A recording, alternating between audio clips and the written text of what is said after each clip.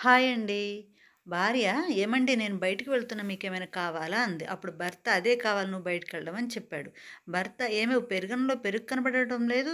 ఆ హైదరాబాద్ బిర్యానీలో హైదరాబాద్ ఉంటుందా? ఇది కూడా అలాగే నోరు మూసుకొని తిను" అని చెప్పింది. పక్కింటతను "సుబ్బారావు ప్రతిరోజు మీ ఇంట్లో నుండి నవ్వులు వినిపిస్తుంటాయి. ఇంత సంతోషంగా ఉండడానికి గల కారణం ఏమిటోయ్?" సుబ్బారావు "నా భార్య నా మీద రోజూ గరిటె విసురుతుంది. తగిలితే తన్నవుతుంది. తగలపోతే నేనవుతాను." మొగుడు పెళ్ళాం ఇద్దరు కారులో షికారుకు వెళ్తున్నారు. దారిలో ఓ పోలీస్ బండిని ఆపాడు. పోలీసేమో "మీ బండి పొగ ఎక్కువగా ఉంది. పొల్యూషన్ పేపర్స్ తీయండి" అని చెప్పాడు. "సరే సార్ అబ్జర్వ్ చేయలేదు. రేపు చేయించేస్తానన్నాడు" భర్త. అప్పుడేమో పెళ్ళాము "మొన్న పోలీస్ ఆపినప్పుడు కూడా ఇలానే చెప్పారు. భలే మాట్లాడతారు మీరు" అని అంది.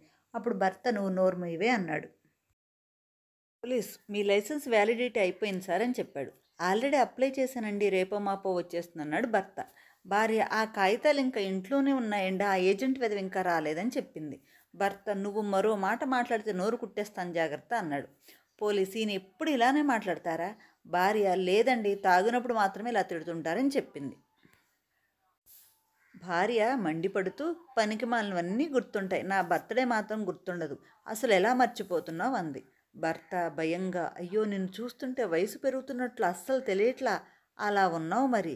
భార్య అప్పుడు పొంగిపోతూ "నిజమా? ఆగండి మీకోసం ఇప్పుడే పాయసం చేస్తా" అంది. భర్త రిలీఫ్గా "హమ్మయ్య! సరైన టైంకి సరైన డైలాగ్ గుర్తొచ్చింది.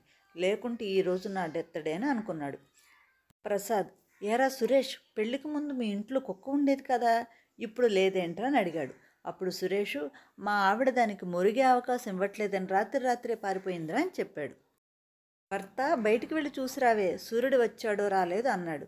భార్య "లేదండి రాలేదు, ఇంకా చీకటిగానే ఉంది" అంది. భర్త కోపంగా "తెలివి తక్కువ పెళ్ళాన్ని చేసుకుంటే ఇలాగే ఉంటుంది.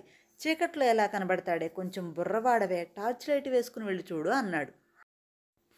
భార్య "చిరంజీవి చాలా గొప్ప నటుడండి. అస్సలు తాగకుండా తాగుబోతు యాక్షన్ చాలా బాగా చేస్తారు." భర్త తనలో తాను ఇలా అనుకుంటున్నాడు. "మేమింకా గొప్ప నటులమే పిచ్చి మొహమా, నీకు తెలియదేమో, తాగి కూడా అస్సలు తాగనట్టు రోజు నటిస్తున్నాం." ట్యాగ్లైన్ "నిజం నిప్పు లాంటిది, అబద్ధం ఐస్ లాంటిది."